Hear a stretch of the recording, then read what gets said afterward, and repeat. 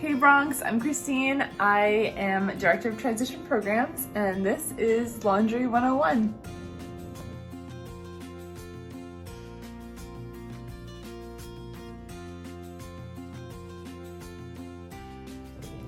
So today we're going to talk about laundry. It's that thing that everyone says that you need to know how to do before you go to college. Now, for those of you who are going to be living on campus, eventually, who might be living on campus now, or who just want to help out at home, I'm going to give you some tips and tricks to get you started. So first things first, you're going to want to gather all of your laundry supplies. I highly recommend you have a hamper or some sort of laundry basket that you can put all of your clothes in so that they don't end up all around your room. Also recommend the following products. So definitely need this. It's laundry detergent. I'm using Arm & Hammer. It's pretty inexpensive, but it gets the job done. So you need like a detergent, a cleaner. Next thing you might want to use is some fabric softener. This is really great for your blankets and t-shirts and things that you just like to be soft. You have to be careful with fabric softener though, because sometimes clothes that you think feel really soft, like blankets or like just fuzzy sweaters that have sort of that like blanket material, if you use fabric softener on them, it doesn't make them softer. It actually just sort of makes them pill and clumpy. A few other fun things I have are stain remover. So I can't tell you how many students I know who carry stain remover pens on them so that if something were to happen in dailies, they can quick get a stain out. But stain remover is really good to have for stains, pre-treating stains. You're gonna wanna spray your stain as soon as you get it home, or worst case, you can just kind of spray it down before you do your wash. A few extras that I have OxyClean here. It's also good at like brightening your clothes and making sure they stay nice and like fresh looking. And then I have OxyClean for whites. I personally don't like using bleach because I get scared of ruining clothes. So OxyClean for whites kind of helps me out. The last thing I'm going to recommend are dryer sheets.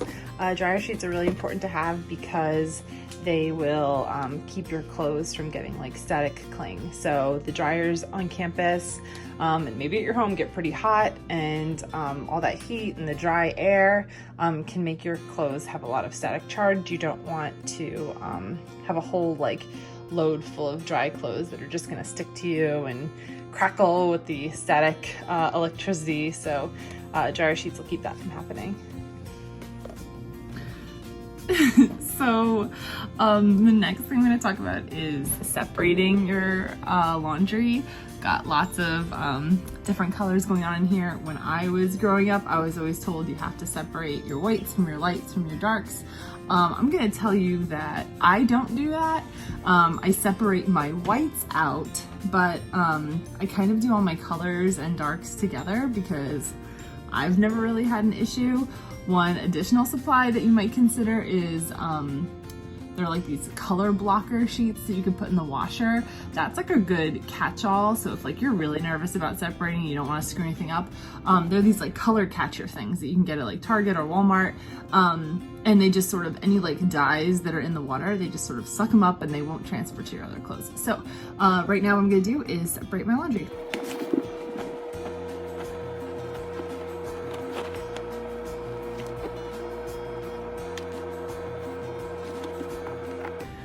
Okay, so you can see what I did here. I put all of my like light colors and dark colors in one pile. I put my whites in another pile. Stray sock. And I left this one shirt out because this shirt, make sure you read your tags. This shirt specifically said when I bought it that it should be washed by itself on delicate. This is the only delicate I had in this load, so I'm gonna be washing this separately. And I'm going to start with my colors because there is something in my colors that I need for tomorrow. So I'm gonna be washing my colors first, and I'm gonna tell you how to do that. So something I forgot to mention earlier is, I know pods are super popular. And so if you have Tide Pods or something like that, a lot of times they have softener like built in or OxiClean built in. So it's sort of like a 3-in-1 type situation. I'm gonna be using pods today for my colors because I wanna show you that it's really important when using pods to put your pods into your washer machine first. These should go in before any of your clothes because the water is going to fill in from the bottom and you want to give the pods lots of time to kind of like disintegrate and soak up the water, so they should go in first. You should read the instructions on your pods to see how many pods per load you should be using. I've got sort of a medium load situation going on, so I'm going to be using 2 pods today. I'm gonna toss my pods in. And then I'm gonna put my clothes on top of the pods. Okay, so my clothes are in. My pods are at the bottom. And now I'm going to start the washer machine.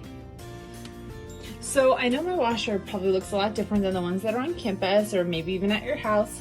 But I'm just going to show you a few of like the typical modes that you'll see. Normal can be for like just general clothes. Sometimes heavy duty is for like towels or bedding. You might have a bedding section. Permanent press, activewear, delicates, sometimes those are all kind of clumped into one. That's just going to treat your like workout gear and like your delicate blouses and things like that with a little less like oomph than it would if you were washing blankets or towels. And then there's usually some like quick wash or just spin options if you just need to like rinse out your clothes or something like that. So today for just my normal like clothes, and I have my my kiddos like bed sheets, we're gonna go with like a normal setting. I don't want to go too warm because I do have some darks in there, and warm water typically makes the darks bleed. So I'm gonna go with an eco warm mode. And then for spinning, you want a high spin like blankets and towels and things like that. And then like low spin is for delicates and like workout gear and stuff. So my default setting is high. I'm gonna leave it like that. And then sometimes there's like a soil level setting. Soil level can be an actual like how much, it's probably how much dirt is on your clothes, or like if you have to get out a lot of stains and stuff. Soil level isn't always represented in like heavy normal light. Sometimes it's just the time. So there might be a default amount of time on your washer. If your clothes are heavily soiled, you're gonna want to increase that. And that's it. So for now, I'm gonna hit start and I'm just gonna let it go and we'll see what happens. Okay, so my wash just finished, so I'm gonna take out the wash and move it over to the dryer. It's really important that you take your clothes out of the washer pretty much as soon as they're finished. First of all, if you leave them in, especially for like a few hours, they're gonna start to get kind of gross. But more importantly, it's pretty rude to be taking up a washer machine, and what you may end up with is someone taking out your clothes and leaving them on top of your washer, and then things can fall down to the floor and it could just be like a whole mess. So be a good bronc and take out your clothes as soon as they're finished. Now all of my clothes are gonna go into the washer into the dryer today. They're all dryer safe. But just like I said before, kind of reading tags on your laundry is pretty important. Sometimes you can't dry something or it'll shrink. So just make sure that you're kind of taking a look at tags of like your more delicate items that you're concerned about, and making sure that the dryer is appropriate for you to use. If you're not gonna dry something, typically they say to lay flat to dry. You might want to invest in like a little drying rack, or you can just kind of put it on a hanger and hang it on the back of your door. Now I'm gonna move all of my clothes over into the dryer.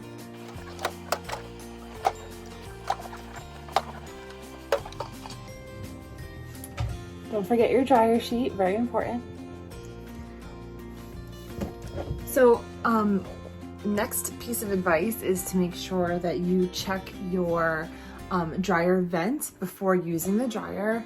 You want to make sure this is cleared out, because any dust that's left in, like the dryer lint, first of all, it makes the dryer a lot less efficient. It's going to take a lot longer to clean your clothes, but also it's a fire hazard. So we want to make sure that we're keeping those lint catchers dry, clean, and that you throw away all the lint before you start your wash. So I'm just gonna double check here, make sure, yep, clean, empty, and we are good to start the dryer. So your dryer is gonna have a lot of different settings as well. They typically have a lot to do with the heat of your dryer. So things that you're gonna wanna dry on high heat are like blankets and towels and things like that. Medium to low heat is gonna work on the majority of your clothes, and then extra low is gonna be for your delicates and for your like workout gear. I have a few other options here on mine. I like a more dry, I don't want any wet spots. You can go with, I have a bunch of settings here, so like the settings correspond with what was on my washing machine. So I'm gonna go with a normal one today as well. Medium temperature works for like my t-shirts and bed sheets that are, my light bed sheets that are in the dryer. I'm just gonna hit start and let it go. So my next load is gonna be a really small one. It's just gonna be a little delicate load. I got this blouse, and the instructions say that I need to wash it once in cold water separately before wearing it, which I've worn it already, but they say to wash it in cold water on its own. It's made of viscose, which I have no idea what that is, but it says that I should wash it by itself in cold water, and I like this top, so that's what I'm gonna do. Worth the extra time. So the blouse that I just put in is a lay flat to dry. So that is what I'm gonna do once this washer is finished. It's sometimes a really good idea to like plan out your loads so that you can just do one after the other. So I just put my colors in the dryer. Now I have my delicate in the wash, and then once my colors are done drying, I'll likely be able to put all of my whites in. That way you can just sort of like get everything done in one shot. You just kind of designate a laundry day every week and kind of figure out which works best with your schedule. Just pick a day that you can like focus on getting a few errands done while you're doing the laundry.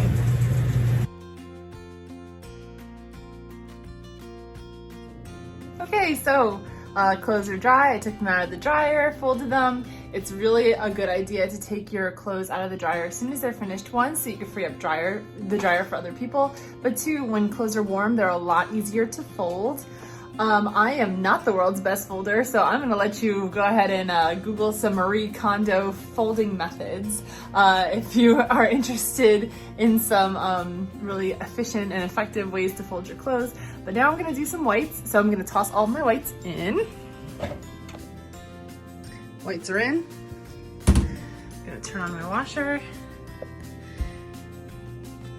Now with whites, we can go with a little bit of a warmer setting. All the normal stuff is good. I'm gonna set it on normal. You'll see it goes to warm. Normal soil level, no problem with that. I add some of that OxyClean that I told you about earlier to this load, just to sort of brighten up my whites. I'm also gonna add my detergent. After my whites are finished, I'm gonna then pop them into the dryer and my laundry is done. I hope this is helpful. I'm certainly not an expert in laundry. I've just been doing it for a long time. So if you have any questions, feel free to shoot me an email at orientation@rider.edu, and I'm happy to troubleshoot your laundry issues with you. I hope you have a great first year, and I hope this is helpful. Talk to you soon. Bye.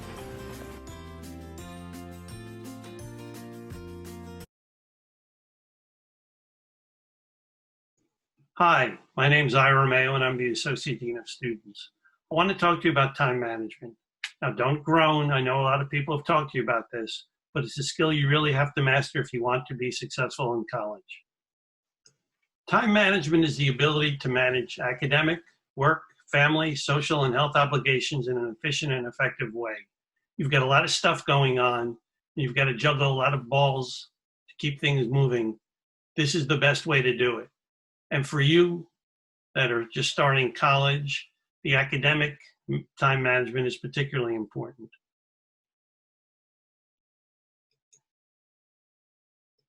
Remember that time management is a life skill, not a study skill. It's got value beyond just academics. It's going to help you in the workplace, and it's going to help you in your personal lives.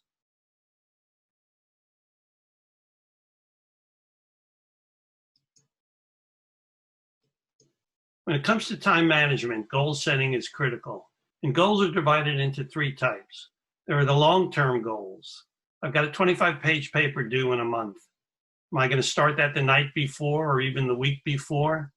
I'd be sooner using my time better banging my head against the wall.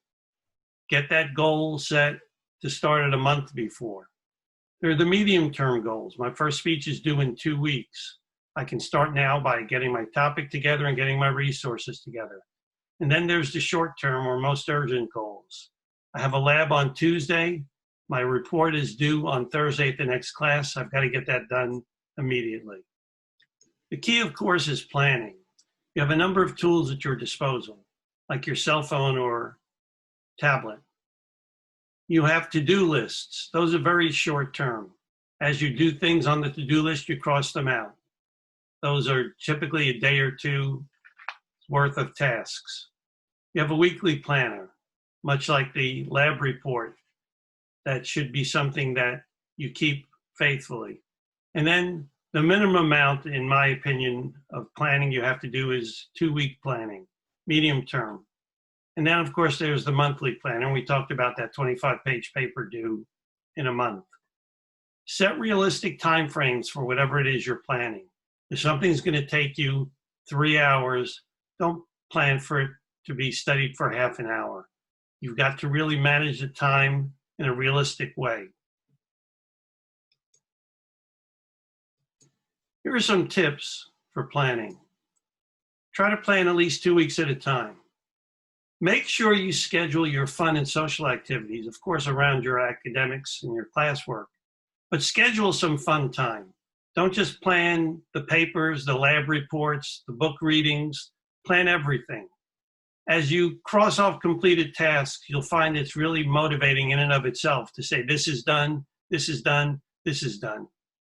Overestimate the time you need for an assignment. So if something is going to take me about 3 hours and I finish it in 2.5 hours, I've got a half an hour to do whatever the heck I want with it. And get help from the Academic Success Center. They have professional tutors that can help you with time management planning and get you on the right track. What are the advantages of good time management? There are a bunch of them. First of all, it reduces stress and anxiety because you're not scrambling to get things done all the time. It reduces avoidance. If something is too hard to do because I don't even take a crack at it, I'm going to let it go until it's too late. It leads to more balance because I've not only scheduled what I'm doing in class or in college, but I'm also scheduling what I'm doing outside of college. That leads to more increased effectiveness and efficiency, and eliminates cramming, the absolute worst way to study because you retain the least by cramming it. You might even remember something for the test, but as soon as that test is over, it's like we opened up the faucet and all the knowledge spilled out. It also allows more time for review. Procrastination is the enemy of time management. And I've heard multiple excuses. Here are some things I've heard. I'm going to ignore this and it'll go away. If I just don't look at it, it won't be there. You know, I thought this would take me 15 minutes, but it's taking too long. I'm just going to stop it. I'm not going to be able to complete it anyway. I can't study until I clean my room, wash my car, and have something to eat. Just checking out 5 more minutes of this YouTube won't hurt. And then you go into the next YouTube and the next one. This is the perfect time to talk to my boyfriend or girlfriend. All of my roommates are going for pizza. How can I stay home and do work? Etc., etc., etc. There's always an excuse. Here are some procrastination solutions. Start something, anything. Write the first paragraph. Write the first sentence.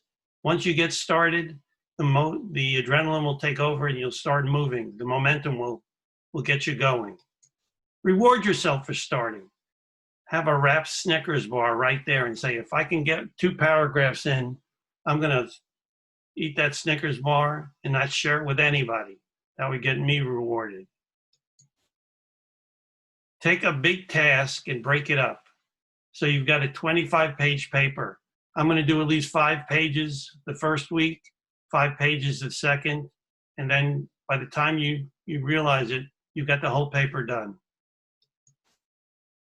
Learn to say no appropriately. Guys, I can't go out for pizza with you. I've got this work to do, but I'll do it next time. And along with that, learn the value of delayed gratification. You're going to feel much better knowing everything is done and have a much better time than delaying something because you stopped to do something social.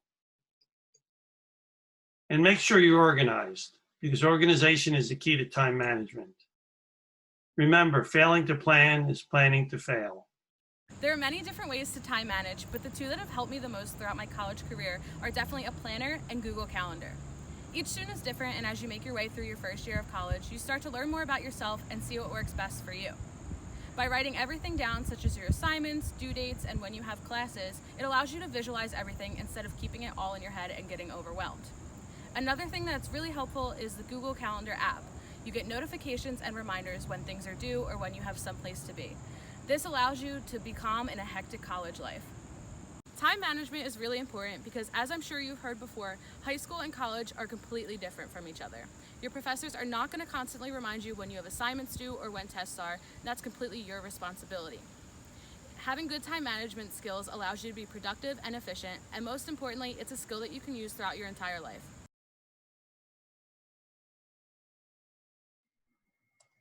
Hello, my name is Edward Hill, and I'm the Director of Financial Aid at Rider University.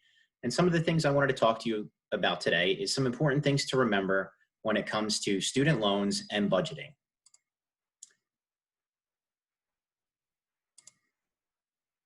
So today we're obviously going to talk about Student Loans 101 and budgeting. It's some of the very important things that I would try to talk to people about when they're starting here at Rider University when it comes to their financial aid, just so you can understand what's ahead over the next 4 years.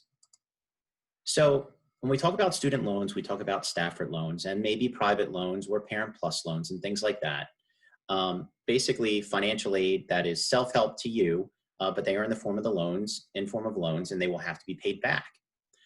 Stafford loans, every freshman has available to them $5,500 and sophomores $6,500, juniors and seniors $7,500. You can sometimes see them in the form of subsidized Stafford loans and unsubsidized Stafford loans. And the only difference is that the subsidized Stafford loans, the interest is being paid for by the Department of Education while you are in school, and the unsubsidized Stafford loans means that they are not.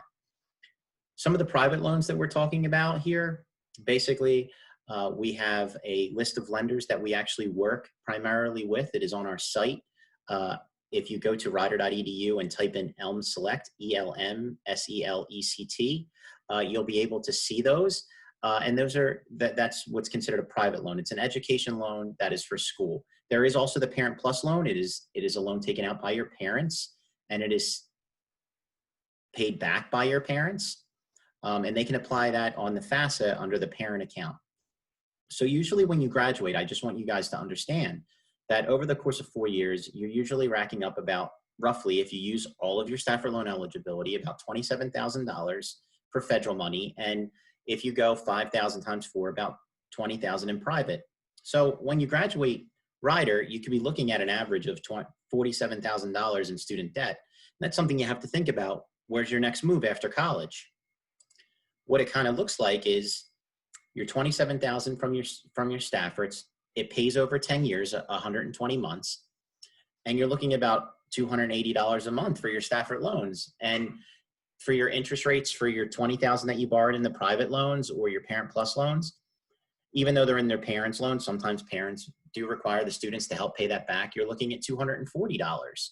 But in this case, we're going to talk about private loans. So that's $520 a month between the next 10 to 15 years over 180 months. So what I try to tell my students that I meet with is you have to start understanding a budget. And when we talk about budget, you're going to have to talk about your wants and needs, incomes versus expenses, and savings. Comparing wants and needs. So what's a want? Dining out, vacation, movies, video games. What are needs? You need food, you need housing, you have to pay for utilities, you need tuition and books and clothing and transportation. So things that you need is what you start to put your budget on. And what your wants is if you have anything left over, okay? Little savings adds up. What I did was take some items here, as you can see, and what an annual cup of coffee is at the shop versus maybe if you had it at home and you brewed it in your Keurig. So you can see if you paid $3 every day for a cup of coffee, this is what the annual cost would be. And if you brewed it in your Keurig, this is what your cost would be. And you could start to see the savings when it comes to music, food deliveries, eating lunch out versus bringing your own.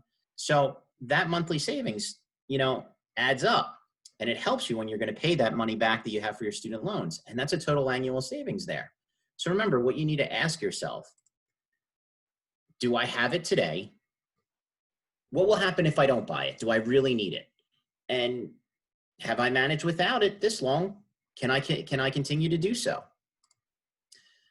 Another thing about budgeting 101, lots of students like to buy cars when they graduate. I think it's a great thing, but I want you to understand something. You can get a new Honda Civic at $20,000 and your payments are going to be basically about $350 a month, okay? That's with the interest rate over 60 months, okay?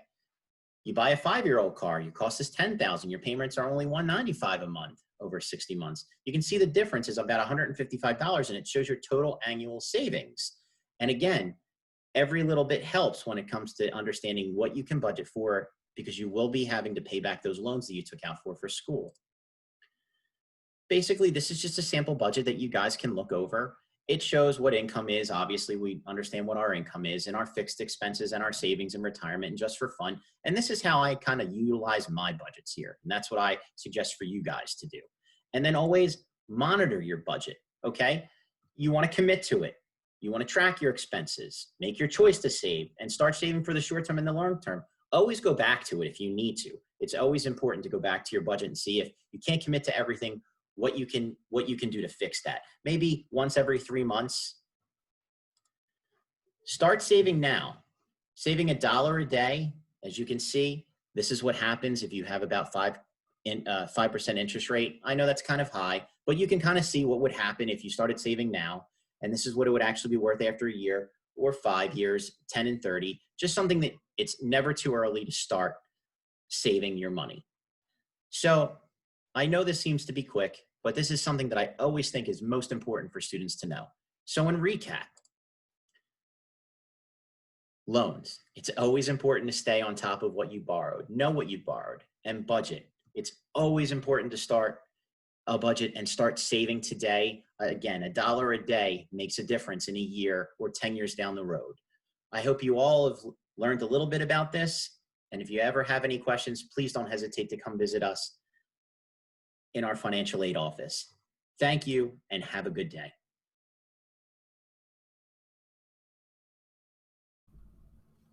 Hi, my name is Cameron Kernuck, and I am a well-being ambassador here at Ryder. I'm a sophomore musical theater major from New York. I designed this presentation to help you navigate creating your own nutrition plan as you begin college. College is one of the most exciting times of your life, and your freshman year is just the beginning. Now that you are living on your own, maintaining physical and mental health needs to be a priority. Making a plan of healthy eating and exercise habits ahead of time will set you up for success, both personally and academically. Developing healthy eating and exercise habits can help you beyond physical well-being. Exercise produces endorphins, improving your mood. Burning energy during the day can help you to fall asleep faster and sleep deeper. Proper nutrition helps you to maintain the stamina required to perform well in classes. Establishing these habits now, while keeping track of your mental and emotional well-being, is key to creating a perfect plan for you, both now and through adulthood. Your choices in meals makes a difference. Be aware of your eating habits and allow yourself to make a plan that works for your unique physical needs. The primary benefit of dairy is calcium. Low-fat or fat-free dairy choices such as milk, yogurt, and cheeses are helpful additions to your diet. For lactose-free options, look into soy products that are fortified with calcium, such as soy milk. The USDA recommends 3 servings per day. Fruits and vegetables are packed with essential nutrients such as fiber, potassium, and vitamin C.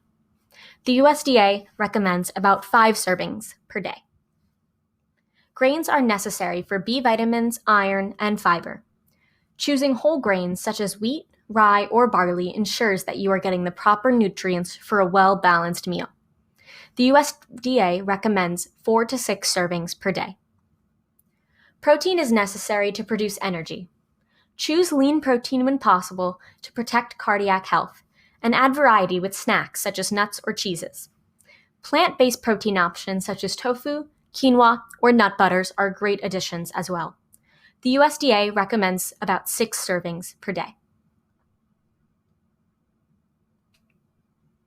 Explore your options both on and off campus to find what works for you.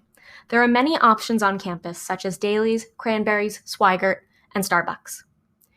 Be sure to keep healthy snacks in your dorm room to ensure that you always have fuel if needed. Choose to drink water throughout the day instead of sugary sodas, and be sure not to drink caffeine after 2 p.m. And most of all, remember to keep track of your mental health. If your relationship with food becomes a source of anxiety, talk to a mental health specialist. Now, onto physical fitness. Exercise has been proven to boost energy, improve mood, and reduce stress. Exercise increases your heart rate, which helps supply your brain cells with oxygen necessary for brain power and growth. With that boost, getting regular exercise can improve your memory, focus, and ability to process information, therefore helping you in your classes. Any movement is good for your brain and body, so be sure to integrate exercise into your daily routine. Plan in advance ways to move throughout the day, whether by going to a group fitness class or heading to the gym during a free period or simply going on a run in the morning. Find exercise that you enjoy and work out to make yourself feel good. If you like playing sports, you can join an intramural team here at Rider. Ensure that you are still prioritizing your coursework and set goals that work with your schedule. As my presentation comes to a close, here are some links to resources specifically for Rider students. Again, my name is Cameron, and if you have any questions, feel free to email me at kernuckc@rider.edu. Thank you so much for watching. Hi everyone, today I'm going to be talking to you about social distancing. So we're going to talk about the 7 do's and don'ts to make the best out of social distancing. I know everyone probably already knows what social distancing is, and we've been doing it for a while now, but I think it's really important to discuss it when we come back to school just to make sure that everyone has the same idea of what it is and we're all following the same guidelines to keep everyone around us safe. And social distancing is going to look a little different in college when we're living in dorms rather than when we're home with our family. So first off, a little about me. My name is Rebecca, and I am a senior at Rider. I'm a health science major. So I'm also on the swim team at Rider. That picture in the middle there is of my team last year. And then those are my 2 dogs. That was really fun during being home during quarantine this summer. They really kept me entertained and kept me in a better mood, even though we couldn't do much. I think it's really important that during this quarantine social distancing time, we really think about what we like to do and things that make us happy. So if we're ever feeling down and things like that, we can find something fun to do to really lift ourselves up. And for me, that was playing with my dogs. So I know everyone's probably a little worried about what living on campus is going to look like this year and what being at college is going to look like with social distancing. So I think it's really important for us to brainstorm some things that we can do that are fun and safe. So later in the presentation, we're going to go through some of those things, but feel free to start thinking about them now. So what is social distancing? I think we all know this, but let's just go through it really quickly anyway. So even though you may be healthy, it is important to practice social distancing. This is because it's possible to be an asymptomatic carrier of COVID-19. So you could think that you're healthy and go to a party or something like that and spread it to a lot of people. So that's why it's really important to not do things like that, as we've seen a lot of schools have been having some trouble with that. So social distancing is about protecting you and others by slowing down the spread of COVID-19. Some things that you do during social distancing are stay at home as much as you can, stay 6 feet away from each other, and wear a mask. It's good to know that you can still socialize with people even though when we're social distancing, we just need to stay 6 feet away and wear our masks. Also, be mindful of higher risk groups such as ages 67 plus and people with chronic health conditions or weak immune systems. So our first thing for our 7 do's and don'ts is to create a daily routine. So establishing a routine will help you keep busy when there's not really much to do or when the days kind of all run together and feel the same. So an example of a routine would be to wake up at the same time every day to make sure that our sleep schedule is staying on track. Then maybe you would make your bed, practice some self-care, whether that's yoga, meditation, wash your face, do your hair, things like that. And then it's really important to exercise during social distancing or quarantine just so that it really can break up your day and make you feel a lot better. And then we want to schedule time to do classwork. With classes being completely online, it's going to be really hard to, especially for me, to stay motivated to do my work. I really like to do my work with my friends in the SRC, things like that. So I think for me especially, and I would assume for a lot of you, it's going to be really important to make a schedule of what work you're going to do when throughout the day and kind of plan it out so that you don't really have an excuse to not do it and you don't want to be up all hours of the night trying to finish everything that you pushed aside. So number 2 is going to be don't lose connection. Just because we're in quarantine or social distancing doesn't mean you can't be social. You can keep in touch with your family and friends via Zoom, social media, phone calls, text, FaceTime, and other video chat apps. This is going to be even easier now that we're all back on campus because there's a lot of ways that we can be social but still be safe. So we can eat outside with our friends. The campus mall is really big. It was super easy to spread out far enough and still be able to hang out with your friends. There's also a lot of other cool places on campus that you guys can explore that are big enough to social distance but still hang out. So one way that we can stay connected with Rider especially is going to be with the virtual events they host. So we can't do a lot of in-person big events, but they're still going to have a lot of cool stuff for us to do. So we can check out the virtual events on Rider's website. We also get emails, all the students, called This Week at Rider. These are sent from Gabby. You'll see them. They're like once or twice a week. Some events that we've done in the past are virtual paint night, guest speakers, virtual open mic night, virtual 5K, and other things like that.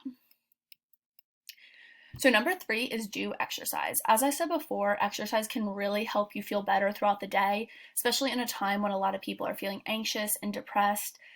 It's really hard to find the motivation to exercise, but then usually once you do it, you feel a lot better. So you want to create time in your schedule to exercise throughout the week. Create a playlist of your favorite songs to motivate you throughout your workout. For me personally, my favorite part of my workouts are listening to music. Check out the Campus Well app with the Rider and the Rider SRC Instagram page for exercise tips. Try different exercises, for example, yoga, HIIT, circuit routines, bedroom workout videos, walk and run outside in your neighborhood or around campus or on the track, go for a bike ride. And then check out other gym or workout apps for free, workout trials. So examples of that would be Planet Fitness, Peloton, Beachbody, things like that. I've been doing Peloton lately and I really like that, and they're doing 3 months free, so maybe you guys want to check that out. Number 4, don't panic. So we can all feel very anxious during this time and depressed and things like that. So we want to really try to stay calm and stay positive. Some ways to help with that would be like meditating, yoga, things like that. You also want to follow your information from a reliable source. For Rider information and just some general information about New Jersey, there's a link right there, rider.edu/resolved-and-ready. You can also talk to your friends and family about how you feel, and then if you're feeling anxious, as I said, you could try meditation. I know for me, one way to keep myself calm is knowing that around this area that coronavirus testing is, there's plenty of them and it's easy to get one. So for example, I found out that someone that I work with tested positive, so I was very nervous about it. So I just went online and I found a place doing coronavirus tests, and I was able to set one up for the next day. So then I could get a test, and now I feel a lot more calm about the situation. Number 5, do stock up on all your daily needs. So just because we're social distancing doesn't mean that you can't go out at all. So you can go shopping for necessities whenever you need to. It's important to stock up on prescription, non-perishables, food, water, and snacks.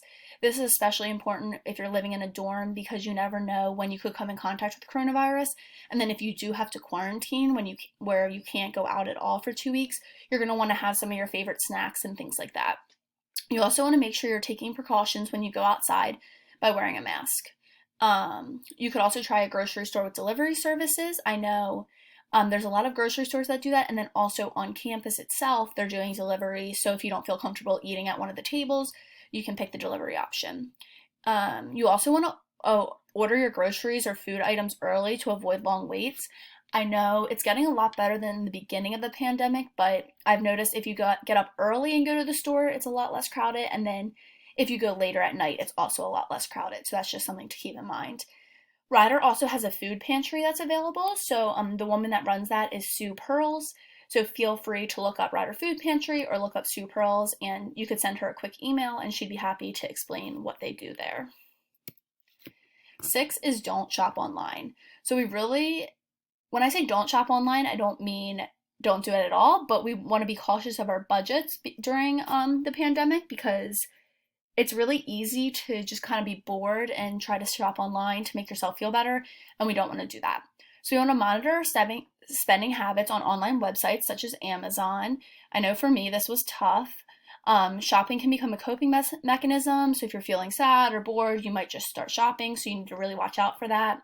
And then be aware of purchases in order to maintain financial well-being. So even though we're in a pandemic, we need to really still think about our future and make sure that we are not blowing all our savings during these couple months.